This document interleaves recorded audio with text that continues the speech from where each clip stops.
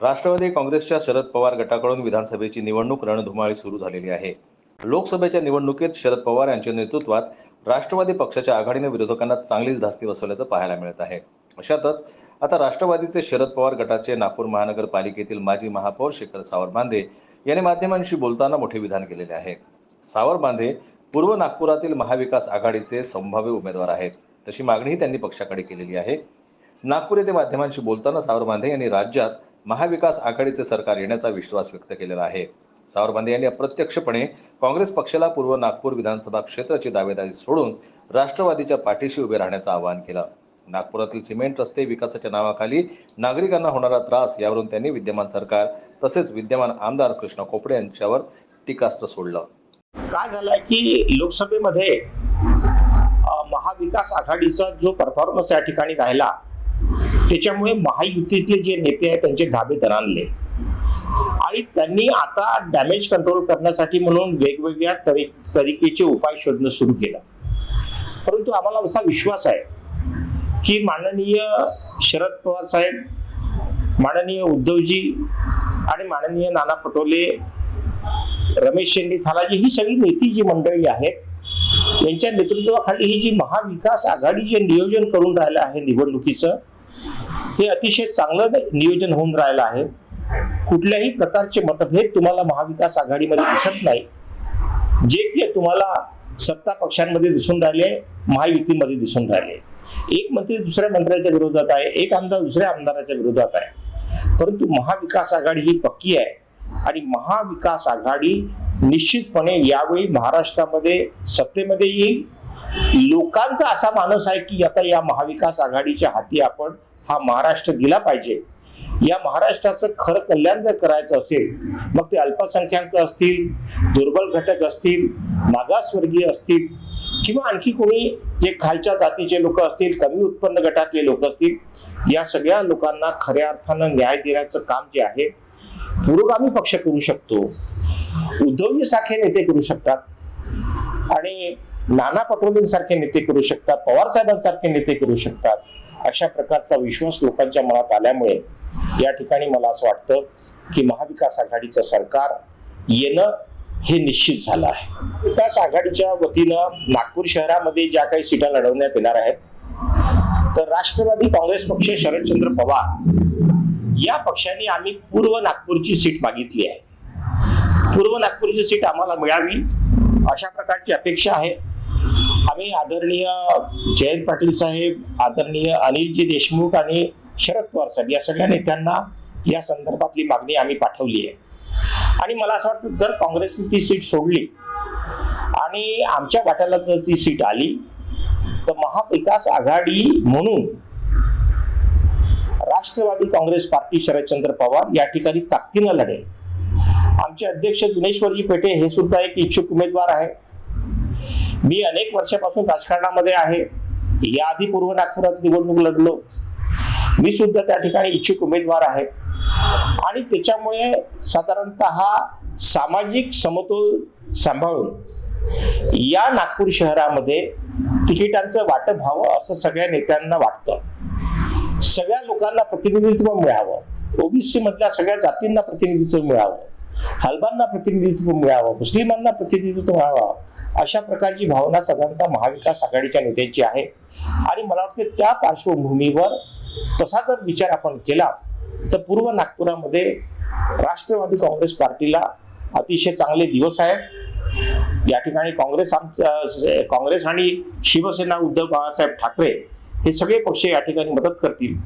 आणि गेल्या 15 वर्षापासून भारतीय जनता पार्टीच्या ताब्यात असलेला हा मतदारसंघ आम्ही सोडवून आणून महाविकास आघाडीच्या सुपूर्द करू असा विश्वास आम्हाला आहे. की विकास ही निरंतर प्रक्रिया आहे, ही नॉनस्टॉप मुवमेंट आहे. एखादा माणूस जेव्हा निवडून येतो तेव्हा तो त्याच्या काळात जास्तीत जास्त कामं करण्याचा प्रयत्न करतो. कृष्णा खोपडे माझे चांगले मित्र आहेत, ते काम करण्याची त्यांच्यामध्ये जिद्द आहे आणि त्यांच्या सोबतीला कसं झालं, स्टेट गव्हर्नमेंट होती, त्यांच्या सोबतीला सेंट्रल गव्हर्नमेंट होती, त्यांच्या सोबतीला महानगरपालिका होती आणि तिन्ही पक्षांचं, तिन्ही संस्थांचं बळ असल्यामुळे ते या ठिकाणी काम करू शकले.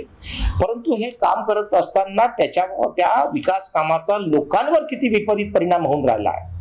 स्मार्ट सिटीच्या संदर्भामध्ये आपण जी भूमिका घेतली, किती लोकांचे घरं चालले, त्याच्यामध्ये किती लोकांच्या जागा चालल्या, हा दृष्टिकोन त्यांनी लक्षात घेतला नाही. पाण्यात आता यावेळेस जो आता पाऊस आला, 4 दिवसापूर्वी पाऊस आला, सिमेंटचे रस्ते झाले, सिमेंटचे रस्ते केले, पण त्याच्या बाजूच्या ड्रेन्स केल्याच नाही. कारण ड्रेन्स ह्या कशा अंडरग्राऊंड असतात, त्या लोकांना दिसत नाही आणि त्याच्यामुळे त्याच्यापेक्षा एका रस्त्यापेक्षा 2 रस्ते करा, पण एक रस्ता आणि त्याच्या ट्रेन करण्यापेक्षा 2 रस्ते करा, याच्यावर जास्त भर राहिला. म्हणजे ही जी कामं झाली ही सुनियोजित कामं नव्हती. या कामामध्ये अनियमितता आहे आणि विदाऊट प्लॅनिंग ही कामं केली आहेत. पैसा आला म्हणून वाटेल ते करावं असं जर असेल तर लोकांना दुःख देणारी ही बाब आहे. अनेक लोकांचं, हजारो आणि काही लोकांचं लाखो रुपयाचं नुकसान या पावसाळ्यामध्ये झालं आहे. ही बाब आपण ध्यानात घेतली पाहिजे. विकासाच्या नावावर आपण लोकांना छळण्याचं काम जे केलं, काल परवा आता खासदारांनी या ठिकाणी महानगरपालिकेमध्ये आपला मोठा जनसंवाद हे घेतली होती, मीटिंग घेतली होती त्या ठिकाणी. परंतु त्या ठिकाणी जेवढे लोक आले होते तेवढा आक्रोश होता त्या लोकांचा. विकास कामं करत असताना लोकांना जो त्रास झाला, लोकांचं जे आर्थिक नुकसान झालं, ज्या लोकांच्या घरामध्ये पाणी घुसलं आणि खूप त्यांनी मोठ्या मेहनतीने घेतलेल्या वस्तू जेव्हा खराब होतात, तर ते त्या जनता दरबारामध्ये लोकांनी अतिशय त्या भूमिका मांडल्या. त्या पार्श्वभूमीवर जर आपण पाहिलं तर हा होणारा विकास लोकांच्या खूप चांगल्यासाठी नाही आहे, तर केवळ लोकांना दाखवण्यासाठी आहे. ही भपकेबाजी आहे. ड्रेन न टाकता केलेले रस्ते हे निश्चितपणे पुढच्या भविष्यासाठी आपल्या सगळ्यांसाठी खतरा आहे. कुठल्याही प्रकारचं व्यवस्थित नियोजन न करताना पाण्याचा निचरा कसा होईल, गटर लाईनची व्यवस्था काय होईल. आता बऱ्याच ठिकाणी सिमेंटचे रस्ते केले, पण तिथल्या गटर लाईन खराब झाल्या, पुन्हा सिमेंटचे रस्ते खोदावे लागणार आहे. आता या ज्या बाहेर आपल्या यांच्याकडे जर पैसा होता, तर या ज्या इलेक्ट्रिकच्या लाईन्स आहेत, ज्या वरच्या तारा आहेत, त्या अंडरग्राऊंड करण्याचा एक मोठा प्रोजेक्ट महानगरपालिकेच्या समोर आहे. MSCB यांना पैसे मागून राहिली, हे पैसे देऊन नाही राहिले. परंतु ते काम केलं तर लोकांची सोय होणार आहे, पण ते लोकांना न दिसणारं काम आहे म्हणून ते या कामाला हात घालत नाही. जर एखादा आपण जास्तीचा पूल केला तर तो लोकांना दिसेल, एखादा सिमेंटचा रस्ता केला ते लोकांना दिसेल. तर अशा पद्धतीचे कामं, जे दिखाऊ प्रवृत्तीचे कामं केल्यामुळे लोकांमध्ये जी नाराजी उत्पन्न झाली आहे, त्या नाराजीचा फटका 15 वर्षे आमदार असलेल्या माणसाला निश्चितपणे होणार आहे. मोठ्या प्रमाणावर अँटी इन्कम्पन्सी आहे. केवळ गरीबच नव्हे तर अनेक श्रीमंत लोकांना सुद्धा त्यांच्या प्रॉपर्ट्या ज्या असतील, त्यांचं जे काही देणं, त्यांची ठेव असेल, ती त्यांनी शेतीमध्ये गुंतवली असेल, प्लॉटमध्ये गुंतवली असेल, त्याचा सुद्धा त्यांचा योग्य मोबदला न देता स्मार्ट सिटीमध्ये अशा प्रकारच्या जागा घेण्याचं काम महानगरपालिकेच्या माध्यमातून, स्मार्ट सिटीच्या माध्यमातून सुरू आहे आणि त्याला माननीय आमदारांचा पाठिंबा आहे. हे या पूर्व नागपूरच्या लोकांचं दुर्दैव आहे. जनमत लाईव्ह करता रजत पंडित यांची रिपोर्ट नागपूरहून.